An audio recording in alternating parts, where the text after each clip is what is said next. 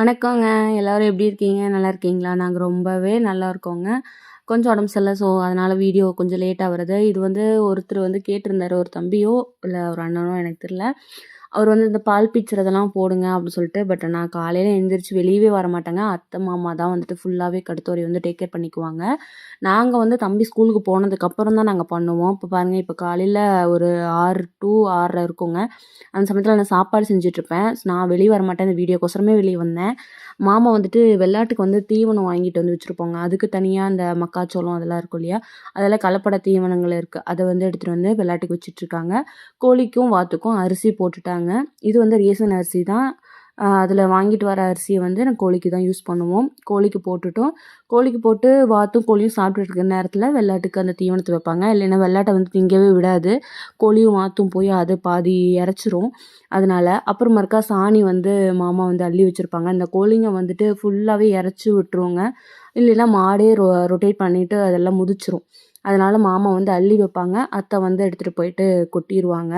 இதுதான் morning routine. இப்போ ரொம்ப பனியாக வேறு இருக்கா, எந்திரிச்சு வெளியவே வர முடியலைங்க. 7 மணிக்கு மேலே தான் ஏதோ சூரியன் பகவானே நம்ம மேலே கருணை பார்த்த மாதிரி கொஞ்சம் காமிக்கிறாரு.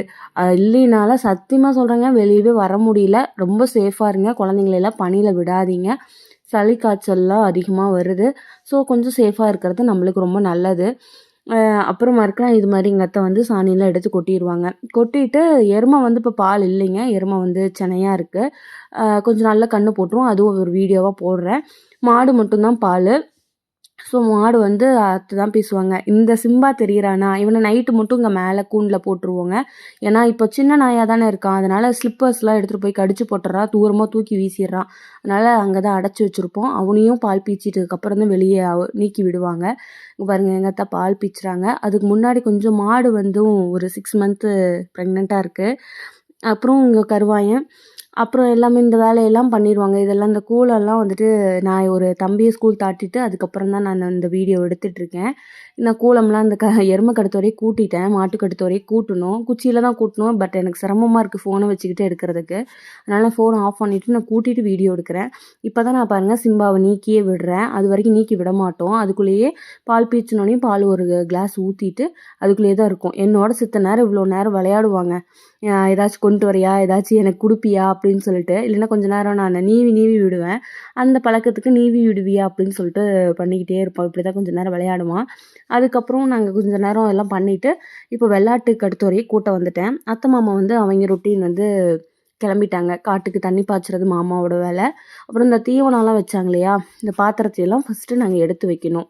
எடுத்து வச்சுட்டு தான் அந்த புழுக்கையெல்லாம் கூட்டணும். இந்த கோழி குஞ்சு பாருங்கள், இதெல்லாம் எல்லாமே க்ளீன் பண்ணணும். இந்த கெடா வந்து அது முறம் வச்சு வைப்பாங்க. அந்த முறத்து மேலேயே ஏறி படுத்துக்குவான் இவன். அதையெல்லாம் எல்லாத்தையும் எடுத்து விட்டுட்டு கூட்டணும். ஃபுல்லாகவே அந்த கொட்டாய் ஃபுல்லாகவே சின்ன கொட்டாய் தாங்க, கூட்டுற மாதிரி இருக்கும். ஒரு 10க்கு 10 இருக்கும். அது ஃபுல்லாக கூட்டுற மாதிரி இருக்கும். ஏன்னா வந்துட்டு கோழியும் வந்து அந்த கூண்டு மேலே தான் அணையும். ஸோ அதோட வேஸ்டேஜும் வந்து கீழெல்லாம் கிடக்கும். அதையெல்லாம் எடுத்து கூட்டினா கொஞ்சம் சுத்தமாக இருக்கும். சுத்தமாக இருக்கிற வரைக்குமே கால்நடைகளுக்கு வந்து நோய் வந்து அதிகமாக வந்து தாக்காது. அதுதான் வந்துட்டு நீங்கள் கீழே வளர்த்துறீங்களோ இல்லை மேலே பரண் மேலே வளர்த்துறீங்களோ, ஆனால் நோய் தாக்காமல் வச்சுருக்கணும் அப்படின்னா நீங்கள் வந்து சுத்தமாக வச்சுருக்கணும். சுத்தமாக வச்சுருக்கிற பொறுத்த வரைக்கும் நோய் அவ்வளோ சீக்கிரம் தாக்காதுங்க. நான் கருத்தோரையில் வேலை செய்கிற வரைக்குமே அவன் என்னோட வந்துட்டு விளையாட விட்டுருவேன். அவன் சித்த நேரம் விளையாட்டுட்டோன்னு இங்கே ஒரு கூண்டு வச்சுருக்கோம், அதில் அடைச்சிருவேன். வேலையெல்லாம் முடிச்சுட்டு சீமரம் அங்கேயே வச்சுருவேங்க. ஏன் கூண்டுக்குள்ளே அடைக்கிறேன் அப்படின்னா, இது மாதிரி ஆட்டு சாணம், மாட்டு சாணம், இல்லை கோழியோட வேஸ்டேஜ் இதெல்லாம் சாப்பிட்றனால அதுக்கு நோய் வருது. அதை வந்து நாங்கள் ஃபஸ்ட்டு சாப்பிட்றதே இல்லை. சிம்பா சாப்பிடவே மாட்டேன்ட்டான். அதுக்கப்புறம் தான் நாங்கள் வந்துட்டு அதுக்கு மருந்து வாங்கிட்டு வந்து கொடுத்தோம். இது பாருங்கள், இது ஒரு கட்டு சேவலை நாங்கள் அடைச்சி வச்சுருக்கோம்.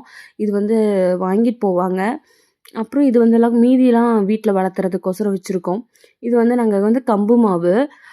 இது வந்து மாட்டுக்கு 2 படியும், எருமைக்கு 1 படியும் போடுவோம். அப்புறம் இது வந்துட்டு புண்ணாக்கு இல்லை சாரி பருத்தி கொட்டை. அந்த பருத்தி கொட்டையை வந்துட்டு 1 படி வந்து மாட்டுக்கும், 1 கை மட்டும். ஏன்னா பால் இல்லையா, பால் இல்லைல்ல, அதனால எருமைக்கு 1 கை மட்டும் தான் போடுவேன். இது வந்து மாட்டுக்கு. அப்புறம் நான் பக்கெட் எடுத்துகிட்டு வந்துட்டு இங்கே வந்து பைப்பில் வந்து தண்ணி நீக்கி விட்டு தண்ணியை பிடிப்போங்க. இந்த சலதாரம் வந்து கவர்மெண்ட்ல ஃப்ரீயா கட்டி குடுத்தாங்க. 100 வேலை திட்டத்தில மூலமா இது எங்களுக்கு கட்டி குடுத்தாங்க. பட் நாங்க பெயிண்ட் அடிக்க விட்டுட்டோம். பெயிண்ட் அடிக்காம. அதனால தான் இந்த பாசம் தண்ணி உழுது பாசம் புடிச்சிருச்சு. பட் ரொம்ப யூஸ்ஃபுல்லா இருக்கு. உங்க ஊர்ல எல்லாம் கட்டி குடுத்துருக்காங்களா? அப்படிங்கிற விஷயத்த சொல்லுங்க. இந்த பக்கெட்ட மோந்துட்டு போயிட்டு தண்ணி ஊத்திட்டு இருக்கேன். இதில வந்து நான் 2 பக்கெட் ஊத்துவேன். எருமைக்கும், மாட்டுக்குமே. இந்த வாத்துங்க பாருங்க. அ இதில வந்துட்டு ஒரு 8 வாத்து தான் இருக்கு. அந்த இதில வந்துட்டு நாங்க நீக்கி விட்டுருவோம். ஏன்னா சுத்தியும் இப்போ கம்பி வேலி போட்டுட்டோம் இல்லையா? அப்ப அதனால நாங்க ஃபுல்லா நீக்கி விட்டுருவோம். சாயந்தரம் மட்டும் தான் கேட் ஓப்பன் பண்ணுவோம். கொஞ்ச நேரம் அந்த கோழிங்கலாம் வெளிய போய் மேயட்டும் அப்படின்னு சொல்லிட்டு. இப்போ மாட்ட நான் அவுத்துட்ருக்கேன். மாட்ட அவுத்துட்டு தாலியில கொண்டு போய் விட்டுட்டு வேற வேலை செய்யவே முடியாது. அதனால தான் நான் ஒரு ஐடியா பண்ணேன். இங்க கம்பி அடிச்சு வச்சிருக்கேன். அதில வந்து உருவா சுருங்கு போட்டு நம்ம இழுத்து விட்டுட்டோம்னா டைட் ஆயிக்கும். மாடு தண்ணி குடிச்சாலும் இங்க தான் இருக்கும். எங்கேயும் போகாது. நான் வேற வேலை இருந்தா பார்த்துக்கலான்ட்டு நான் கிளம்பிருவேன். அப்புறம் மறுக்கா வந்துட்டு இதுதாங்க ஃபுல்லா கருத்துவர ஃபுல்லா கிளீன் பண்ணிட்டு மேலே ஏறியாச்சு. மேலே ஏறினதுக்கப்புறம் தோகை போயிட்டு தண்ணி குடிக்குங்காட்டி தோகை எடுத்துட்டு வந்துடலாம் அப்படி சொல்லிட்டு நான் போயிட்டுருக்கேன். இதுதான் மெயின் என்ட்ரன்ஸ் எங்களுக்கு. மெயின் என்ட்ரன்ஸ்லேயே இங்க பிளாக்கி படுத்துருக்குறான். அப்புறம் வந்துட்டு இதுதான் வந்துட்டு நான் மெயின் இடம் வந்து இதுதான் எங்களுது. எங்க ரோட்டுக்கு பக்கத்துல வீடு. இந்த சைடு தான் கடுத்துவரைக்கு போற மெயின் என்ட்ரன்ஸ் இதில தான் இருக்கு. இங்க தான் நிழல் இருக்கும். ஸோ அதனால எங்க அத்தையும், மாமாவும் உரிச்சுட்டு கொண்டு வந்து இங்க தான் போட்டிருப்பாங்க. இத தான் நம்ம இங்கேருந்து அங்க எடுத்துட்டு போயிட்டு போடணும். இது ஃபுல்லாவே நம்ம காடு தாங்க. இது ஃபுல்லா நம்ம தோட்டத்துக்கு போற இடம் தான். அப்புறம் நான் வந்துட்டு தோகையை எடுத்துகிட்டு போயிட்டு மெயின் என்ட்ரன்ஸில் கேட் சாத்தி தான் வச்சுருப்போம். சாயந்தரம் மட்டும் தான் நீக்குவோம். ஏன்னா கோழியெல்லாம் வெளியே போயிடுது அப்படின்னு சொல்லிட்டு அதை வந்து அந்த சைடு தூக்கி போடுறோம். இது வந்து வெள்ளாடு மேய்க்கிறதுக்கு இல்லைன்னா கோழி மேய்க்கிறதுக்கு சலுப்பாக இருந்தால் உட்காந்துக்கிறதுக்காக இந்த ஒரு சேர் இங்கேயே இருக்கும் எப்பயுமே. அப்புறம் தூக்கி போட்டுட்டு நான் வந்துட்டேன். வந்து கீழே வந்தாச்சு. இது வந்து வீட்டில் இருந்து கீழே போகிறதுக்கு கடுத்துவரைக்கு போகிறதுக்காக நாங்கள் சின்ன கேட் போட்டு வச்சுருக்கோம். அவ்வளோதாங்க. மாடு பாருங்கள் தண்ணி குடிச்சிட்டு இங்கேயே இருக்குது. ஸோ இனிமேட்டு நான் இதை பிடிச்சி கட்டிடலாம். கட்டிட்டு நம்ம வந்துட்டு இந்த பாருங்கள் இந்த குட்டி போட்டதெல்லாம் நான் ஒரு வீடியோவை எடுத்து போட்டேன். தோவை போட்டோன்னே எப்படி வராங்க பாருங்கள் வீர சொல்லியாட்ட 3 பேரும். இவங்க எப்பயுமே ஃப்ரீயாக தான் இருப்பாங்க. நாங்கள் அடைக்கவே மாட்டோம். ஏன்னா மோஸ்ட்லி நாங்கள் வந்துட்டு கம்பி வேலி போட்டதே இந்த ரீசனுக்கு தான், வெள்ளாட்டு குட்டிலாம் இருக்கணும் அப்படின்னு சொல்லிட்டு. இவனை வளர்த்துறதுமே கடுத்த வரைக்கும் பாதுகாப்புக்கு தான். அவன் ஆனால் இப்போ சின்ன குட்டியாக இருக்கிறதுனால வேலைத்தனம் பண்ணுறான். ஒரு பாகச்செடி வளர்ந்ததுங்க. அதை ஏற்றி விட்டு வருது குத்தமா அப்படிங்கிறதுக்கு ஒரு விஷயத்துக்கு இந்த வாத்துங்கள்லாம் அந்த தலையவே பிடிச்சி திங்குதுங்க. அந்த செடியே செத்தே போச்சு கடைசியில். அந்த அளவுக்கு வந்து பொறிச்சு சாப்பிட்ருச்சு. இந்த மாதிரி பாருங்கள், இந்த மாதிரி தண்ணியெல்லாம் வந்துட்டு ரொம்ப வேஸ்ட்டாக இருக்குல்ல, இது மாதிரி நான் சேஞ்ச் பண்ணிடுவேன். நான் மோஸ்ட்லி டெய்லியுமே சேஞ்ச் பண்ணிடுவேன். ஏன் அப்படின்னா வாத்துங்க வந்து ஒழட்டுது இந்த தண்ணியில் மண் போட்டு அது பாருங்க இங்கே ஒழட்டிட்டு இருக்கு பார்த்தீங்களா, அது மாதிரி வந்து ஒழட்டும் மண்ணில் இருக்கிறத எடுத்து அப்படியே தண்ணிக்குள்ளே. ஸோ அதனால் நாங்கள் வந்துட்டு எல்லா பக்கமுமே இந்த கோழிக்குள்ளே வச்சுருக்கிறது, அந்த குஞ்சுங்களை வச்சுருக்கிறது, எல்லா பக்கமுமே இருக்கிற மோஸ்ட்லி ஆஃப் தண்ணி எங்கெங்கே வச்சுருக்கோமோ அதெல்லாம் மாதிரி நான் டெய்லியுமே மாற்றிடுவேன்.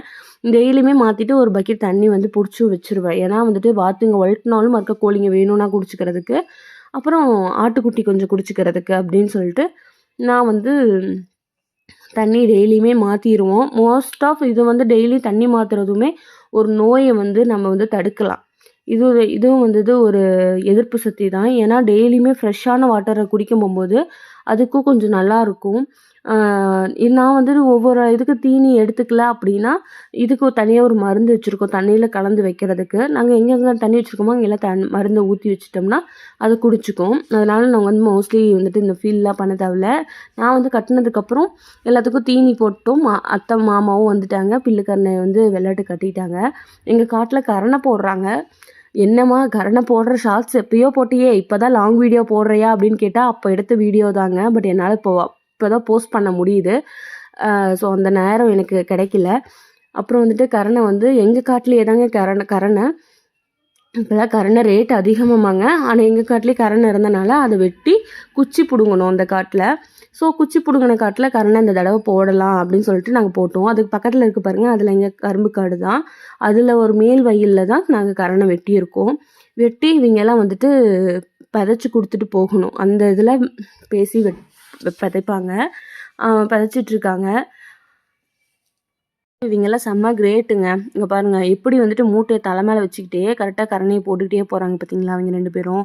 இங்கே இருக்கிறவங்க 2 பேரும் பதைச்சிட்டு போகிறது, அவங்க 2 பேரும் பண்ணுறது. எங்கள் மாமா வந்து தண்ணி விட்டார். இப்போயுமே வந்து மோஸ்ட் ஆஃப் நாங்கள் வந்துட்டு வாய்க்காலில் தான் தண்ணி போகும் எங்கள் வீட்டில். எங்கள் வீட்டு சைடு வந்து வாய்க்காலில் தான் அதிகமாக தண்ணி போகுது. ஏன்னா அப்போ தான் பாசனம் வந்து நிறைய பக்கம் தண்ணி கிடைக்கும். தண்ணி பூமிக்குள்ளே இறங்கும். அதுக்காக நாங்கள் தண்ணி வந்துட்டு இப்படி பாசனம் இது போட்டு தான் வச்சுருக்கோம் இன்னமும். ஒரு 2 ஏக்கரா எங்கள் மாமானால கொஞ்சம் முடியல அப்படிங்கிற சமயத்தில் தான் நாங்கள் ஒரு சொட்டு நீர் போட்டிருக்கோம். மற்றபடிலாம் எல்லாமே நாங்கள் வாய்க்கால் மூலமாக தான் தண்ணி பாய்ச்சிட்ருக்கோம். பாய்ச்ச அவங்க கிணனை வந்து பதிச்சிட்ருக்காங்க.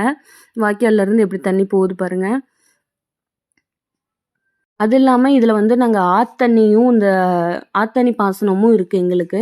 ஸோ ஆத்தண்ணியும் இதில் பாயும் அப்படிங்கிறனால நாங்கள் சொட்டு நீரோ வேறு எந்த ப்ராசஸும் இதில் வந்து செய்ய முடியாது.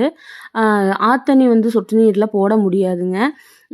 அதனால தான் நாங்கள் வந்துட்டு இந்த வாய்க்கால் ப்ராசஸே நாங்கள் இன்னமும் அதை ஃபாலோ பண்ணிட்டு இருக்கோம். இதில் பாருங்கள் இவ்வளோ அழகாக போதில்ல. இதெல்லாம் பார்க்கும்போது என் பையனுக்கு ரொம்ப சந்தோஷமாக, என் பையனுக்குலாம் இது மாதிரிலாம் பார்த்தா ரொம்ப பிடிக்குங்க. சரிங்க. அது பாருங்கள் என் பையன் சொல்லிகிட்டே இருக்கிறான் விளையாண்டுக்கிட்டு.